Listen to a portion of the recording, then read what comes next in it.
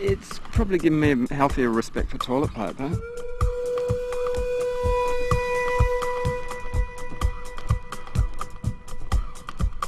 I've been inspired by Christo, the artist, who wrapped Little Bay in the late 60s. He wrapped the whole bay in vinyl or some sort of cloth.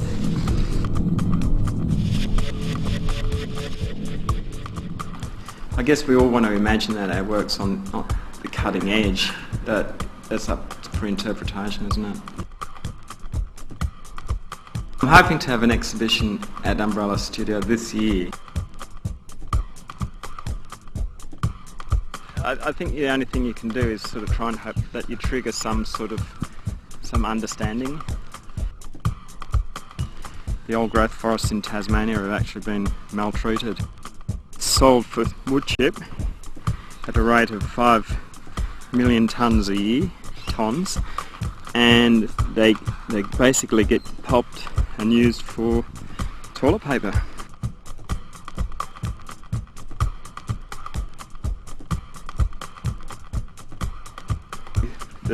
The important things to remember, it's not just the actual tree, it's the life that's actually involved with this tree.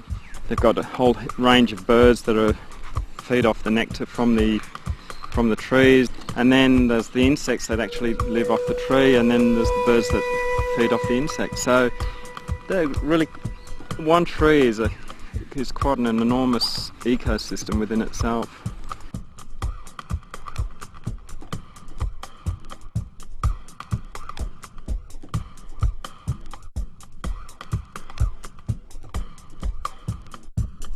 This tree is a bloodwood.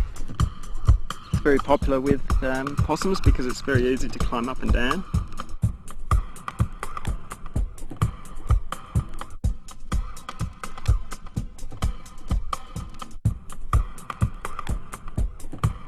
Doing this makes me feel pretty giddy actually.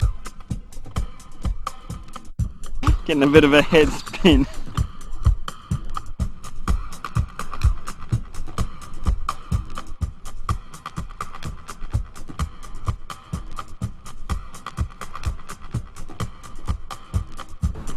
A tree hugger. I don't think I've got the guts to be a true tree hugger.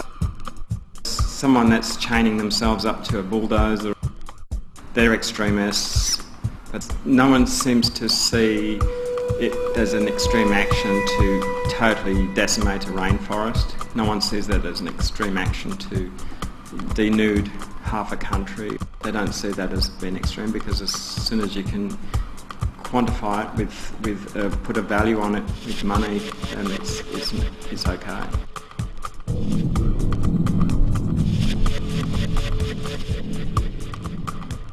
In clear felling in Tasmania, for example, 20,000 hectares per year, 200,000 very large housing blocks. Well, I'm mixing up some, well, I'm not really mixing it, but I'm just thinning out some red paint here, and that's I'm going to splash across the actual trunks of the trees, a la Jackson Pollock.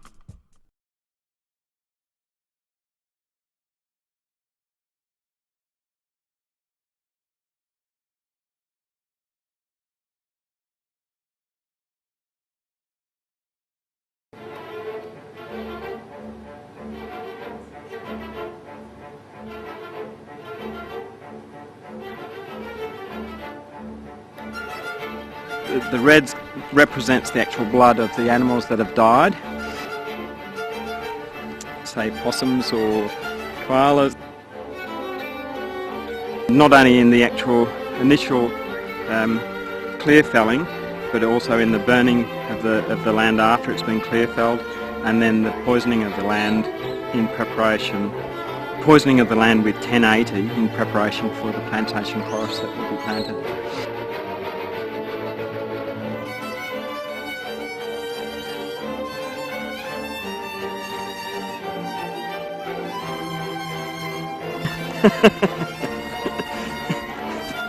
It looks bloody, yeah.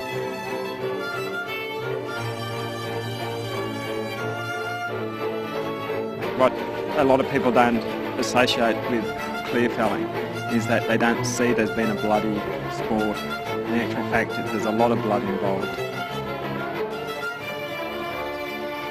That's what happens when you start clear felling.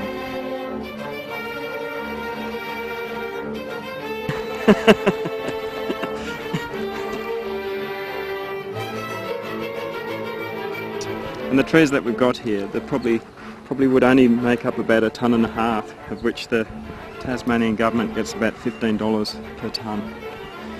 So a lot of that's going down the toilet.